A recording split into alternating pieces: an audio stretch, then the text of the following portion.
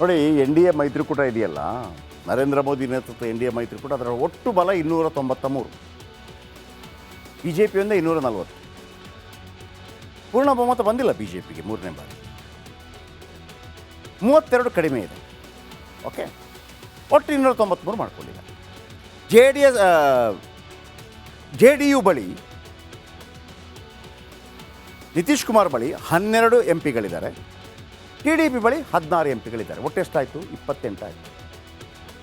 28, 293ರಿಂದ 28 ಹೊರಗೆ ಬಂದರೆ ಸರ್ಕಾರ ಬಿದ್ದೋಗ್ಬಿಡ್ತದೆ. ಆದರೆ ಅಲ್ಲಿ ಆ ಕಡೆ ಈ ಕಡೆ ಅಡ್ಜಸ್ಟ್ ಮಾಡಿ ಸರ್ಕಾರ ಉಳಿಸ್ಕೋಬೋದು, ಬೇರೆ ವಿಚಾರ. ಯಾಕಂದರೆ ಅಲ್ಲಿ ಜಗನ್ ಅವರ 4 M P, Akali Dal 9 M P, ಆಮೇಲೆ ಉದ್ಧವ್ ಠಾಕ್ರೆ ಕೂಡ ಬೇಕಿದ್ರೆ ಆ ಸಂದರ್ಭದಲ್ಲಿ ಹೆಲ್ಪ್ ಮಾಡಿಬಿಡ್ತಾರೆ. ಹಾಗಾಗಿ ಸರ್ಕಾರ ಆ ಕಡೆ ಈ ಕಡೆಯಾಗಿ ಉಳಿಸ್ಕೋಬೋದು.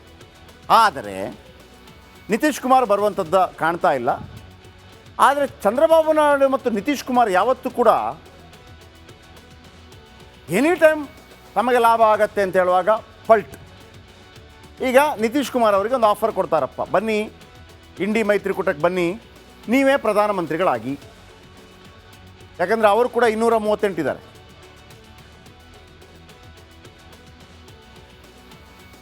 ಅವರು ಕೂಡ ಆ ಕಡೆ ಕೇಳಿದ ಸ್ವಲ್ಪ ನಂಬರ್ ಬಂದರೆ ಮಾಡ್ಲಿಕ್ಕೆ ಸಾಧ್ಯತೆ ಇದೆ, ಇಲ್ಲ ಅಂತೇನಿಲ್ಲ. ಆ ಸಾಧ್ಯತೆಗಳಿದೆ, ಇಲ್ಲ ಅಂತೇನಿಲ್ಲ.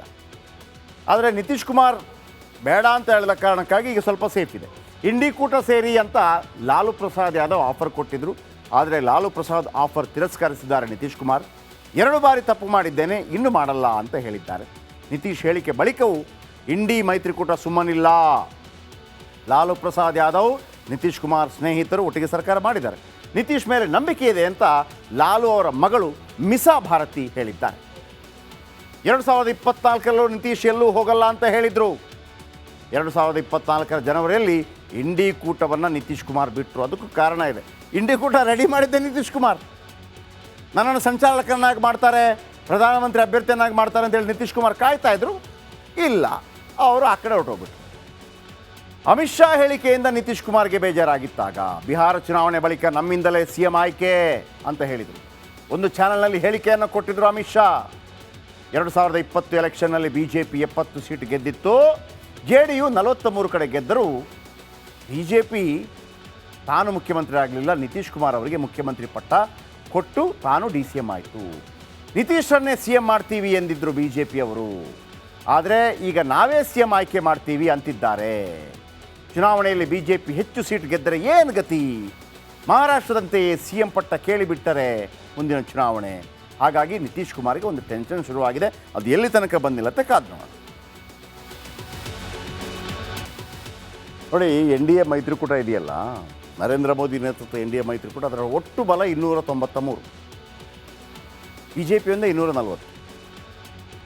ಪೂರ್ಣ ಬಹುಮತ ಬಂದಿಲ್ಲ ಬಿ ಜೆ ಪಿಗೆ ಮೂರನೇ ಬಾರಿ,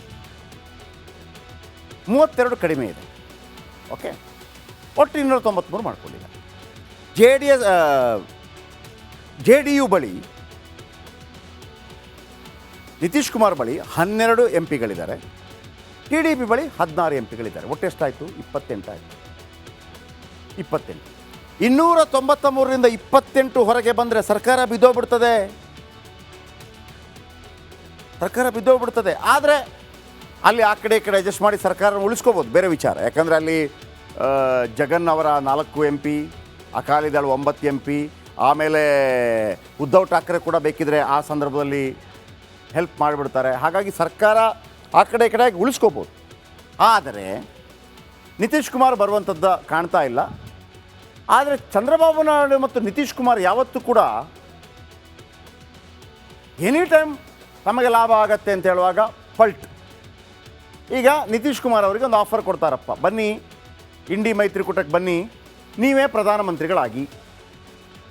ಯಾಕಂದರೆ ಅವರು ಕೂಡ 238 ಇದ್ದಾರೆ.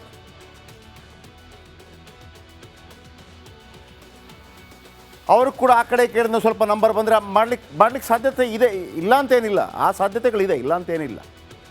ಆದರೆ ನಿತೀಶ್ ಕುಮಾರ್ ಬೇಡ ಅಂತ ಹೇಳಿದ ಕಾರಣಕ್ಕಾಗಿ ಈಗ ಸ್ವಲ್ಪ ಸೇಫ್ ಇದೆ. ಇಂಡಿ ಕೂಟ ಸೇರಿ ಅಂತ ಲಾಲು ಪ್ರಸಾದ್ ಯಾದವ್ ಆಫರ್ ಕೊಟ್ಟಿದ್ದರು. ಆದರೆ ಲಾಲು ಪ್ರಸಾದ್ ಆಫರ್ ತಿರಸ್ಕರಿಸಿದ್ದಾರೆ ನಿತೀಶ್ ಕುಮಾರ್. 2 ಬಾರಿ ತಪ್ಪು ಮಾಡಿದ್ದೇನೆ, ಇನ್ನು ಮಾಡಲ್ಲ ಅಂತ ಹೇಳಿದ್ದಾರೆ. ನಿತೀಶ್ ಹೇಳಿಕೆ ಬಳಿಕವೂ ಇಂಡಿ ಮೈತ್ರಿಕೂಟ ಸುಮ್ಮನಿಲ್ಲ. ಲಾಲು ಪ್ರಸಾದ್ ಯಾದವ್, ನಿತೀಶ್ ಕುಮಾರ್ ಸ್ನೇಹಿತರು ಒಟ್ಟಿಗೆ ಸರ್ಕಾರ ಮಾಡಿದ್ದಾರೆ. ನಿತೀಶ್ ಮೇಲೆ ನಂಬಿಕೆ ಇದೆ ಅಂತ ಲಾಲು ಅವರ ಮಗಳು ಮಿಸಾ ಭಾರತಿ ಹೇಳಿದ್ದಾರೆ. 2024 ನಿತೀಶ್ ಎಲ್ಲೂ ಹೋಗಲ್ಲ ಅಂತ ಹೇಳಿದರು. 2024 ಜನವರಿಯಲ್ಲಿ ಇಂಡಿ ಕೂಟವನ್ನು ನಿತೀಶ್ ಕುಮಾರ್ ಬಿಟ್ಟರು. ಅದಕ್ಕೂ ಕಾರಣ ಇದೆ. ಇಂಡಿ ಕೂಟ ರೆಡಿ ಮಾಡಿದ್ದೆ ನಿತೀಶ್ ಕುಮಾರ್. ನನ್ನನ್ನು ಸಂಚಾಲಕರನ್ನಾಗಿ ಮಾಡ್ತಾರೆ, ಪ್ರಧಾನಮಂತ್ರಿ ಅಭ್ಯರ್ಥಿಯನ್ನಾಗಿ ಮಾಡ್ತಾರೆ ಅಂತೇಳಿ ನಿತೀಶ್ ಕುಮಾರ್ ಕಾಯ್ತಾ ಇದ್ರು. ಇಲ್ಲ, ಅವರು ಆ ಕಡೆ ಹೊರಟೋಗ್ಬಿಟ್ರು. ಅಮಿತ್ ಶಾ ಹೇಳಿಕೆಯಿಂದ ನಿತೀಶ್ ಕುಮಾರ್ಗೆ ಬೇಜಾರಾಗಿತ್ತಾಗ ಬಿಹಾರ ಚುನಾವಣೆ ಬಳಿಕ ನಮ್ಮಿಂದಲೇ CM ಆಯ್ಕೆ ಅಂತ ಹೇಳಿದರು. ಒಂದು ಚಾನಲ್ನಲ್ಲಿ ಹೇಳಿಕೆಯನ್ನು ಕೊಟ್ಟಿದ್ದರು ಅಮಿತ್ ಶಾ. 2020 ಎಲೆಕ್ಷನ್ನಲ್ಲಿ BJP 70 ಸೀಟ್ ಗೆದ್ದಿತ್ತು. JDU 43 ಕಡೆ ಗೆದ್ದರೂ BJP ತಾನು ಮುಖ್ಯಮಂತ್ರಿ ಆಗಲಿಲ್ಲ. ನಿತೀಶ್ ಕುಮಾರ್ ಅವರಿಗೆ ಮುಖ್ಯಮಂತ್ರಿ ಪಟ್ಟ ಕೊಟ್ಟು ತಾನು DCM ಆಯಿತು. ನಿತೀಶರನ್ನೇ CM ಮಾಡ್ತೀವಿ ಎಂದಿದ್ದರು BJP ಅವರು. ಆದರೆ ಈಗ ನಾವೇ CM ಆಯ್ಕೆ ಮಾಡ್ತೀವಿ ಅಂತಿದ್ದಾರೆ. ಚುನಾವಣೆಯಲ್ಲಿ BJP ಹೆಚ್ಚು ಸೀಟ್ ಗೆದ್ದರೆ ಏನು ಗತಿ? ಮಹಾರಾಷ್ಟ್ರದಂತೆಯೇ CM ಪಟ್ಟ ಕೇಳಿಬಿಟ್ಟರೆ ಮುಂದಿನ ಚುನಾವಣೆ. ಹಾಗಾಗಿ ನಿತೀಶ್ ಕುಮಾರ್ಗೆ ಒಂದು ಟೆನ್ಷನ್ ಶುರುವಾಗಿದೆ. ಅದು ಎಲ್ಲಿ ತನಕ ಬಂದಿಲ್ಲ ಅಂತ ಕಾದು ನೋಡೋಣ.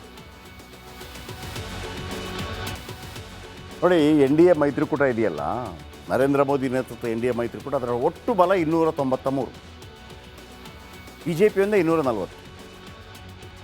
ಪೂರ್ಣ ಬಹುಮತ ಬಂದಿಲ್ಲ BJPಗೆ ಮೂರನೇ ಬಾರಿ. 32 ಕಡಿಮೆ ಇದೆ.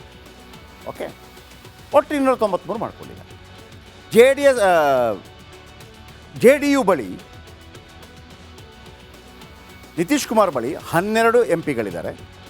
TDP ಬಳಿ 16 MP ಗಳಿದ್ದಾರೆ. ಒಟ್ಟು ಎಷ್ಟಾಯಿತು? 28 ಆಯಿತು. 28. 293ರಿಂದ 28 ಹೊರಗೆ ಬಂದರೆ ಸರ್ಕಾರ ಬಿದ್ದೋಗ್ಬಿಡ್ತದೆ. ಆದರೆ ಅಲ್ಲಿ ಆ ಕಡೆ ಈ ಕಡೆ ಅಡ್ಜಸ್ಟ್ ಮಾಡಿ ಸರ್ಕಾರ ಉಳಿಸ್ಕೋಬೋದು, ಬೇರೆ ವಿಚಾರ. ಯಾಕಂದರೆ ಅಲ್ಲಿ ಜಗನ್ ಅವರ 4 MP, ಅಕಾಲಿದಳ 9 MP, ಆಮೇಲೆ ಉದ್ಧವ್ ಠಾಕ್ರೆ ಕೂಡ ಬೇಕಿದ್ರೆ ಆ ಸಂದರ್ಭದಲ್ಲಿ ಹೆಲ್ಪ್ ಮಾಡಿಬಿಡ್ತಾರೆ. ಹಾಗಾಗಿ ಸರ್ಕಾರ ಆ ಕಡೆ ಈ ಕಡೆ ಉಳಿಸ್ಕೋಬೋದು. ಆದರೆ ನಿತೀಶ್ ಕುಮಾರ್ ಬರುವಂಥದ್ದು ಕಾಣ್ತಾ ಇಲ್ಲ. ಆದರೆ ಚಂದ್ರಬಾಬು ನಾಯ್ಡು ಮತ್ತು ನಿತೀಶ್ ಕುಮಾರ್ ಯಾವತ್ತೂ ಕೂಡ ಎನಿ ಟೈಮ್ ತಮಗೆ ಲಾಭ ಆಗತ್ತೆ ಅಂತ ಹೇಳುವಾಗ ಪಲ್ಟ್. ಈಗ ನಿತೀಶ್ ಕುಮಾರ್ ಅವರಿಗೆ ಒಂದು ಆಫರ್ ಕೊಡ್ತಾರಪ್ಪ, ಬನ್ನಿ ಇಂಡಿ ಮೈತ್ರಿಕೂಟಕ್ಕೆ ಬನ್ನಿ, ನೀವೇ ಪ್ರಧಾನಮಂತ್ರಿಗಳಾಗಿ. ಯಾಕಂದರೆ ಅವರು ಕೂಡ 238 ಇದ್ದಾರೆ.